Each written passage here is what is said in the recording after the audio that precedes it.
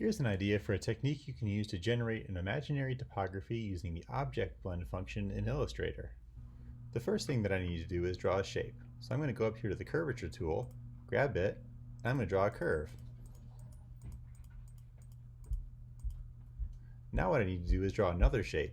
Now since I'm going to do a topography, I want this shape to be outside of the original shape or fully inside of it. The most important thing is that they don't overlap. So I'm going to draw another curve that's closed outside of the original one. Now what I can do is select these, go to Object, Blend, and first I'm going to choose Blend Options because I know that the default setting for this is Smooth Color, and that's not going to help me with this exercise.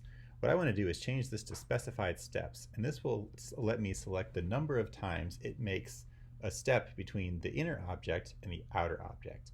So let's just start with 5.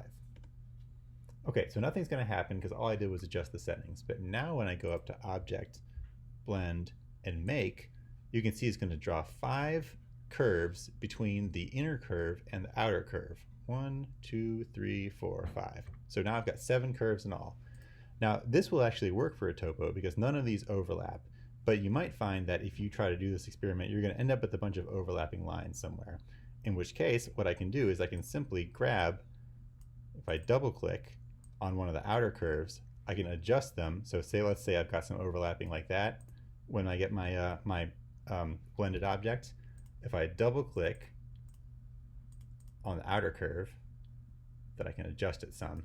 I can also fine tune it by using the white arrow to select, if I double click, some of these anchor points, and then this will let me tweak some of those geometries. Now this is a little bit hard to do because of the way that it builds some of these anchor points, but you can fine tune it by using the smooth function and simply reducing the number of them. So if I go up to Object, Path, I go to Simplify, sorry, not Smooth, and maybe we'll take it down to like 5 points.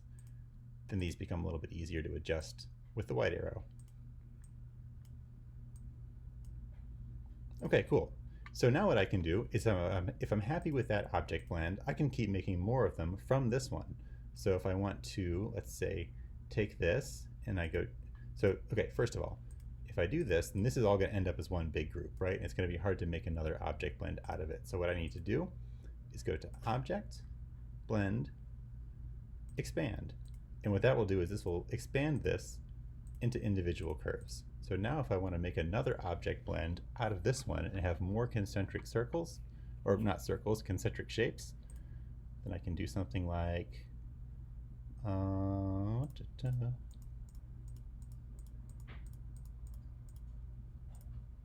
now I can simply grab the black arrow, that curve, and shift, click this curve, object, blend.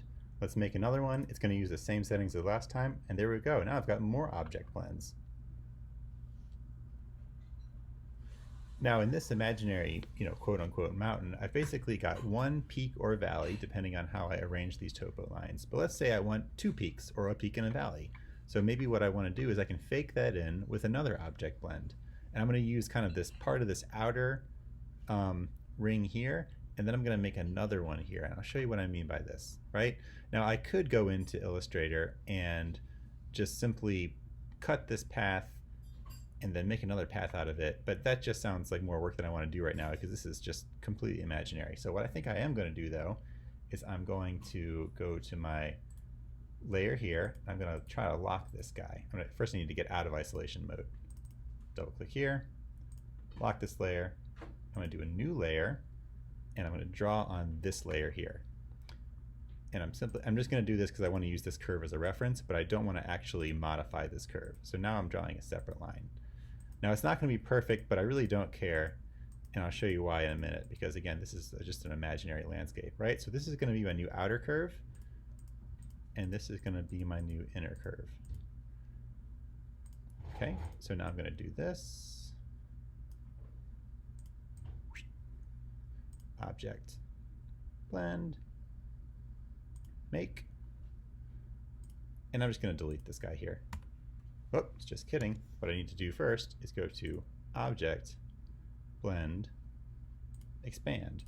Now sometimes when you do this, when I did this the first time, I was in the isolation mode, which means I double clicked on this group, right? So it let me modify these curves individually. If I don't do that, it's going to go ahead and it's going to take me into the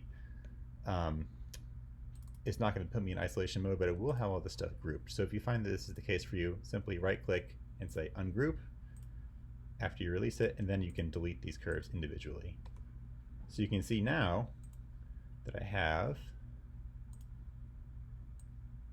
a topo that I can use that basically has these two peaks.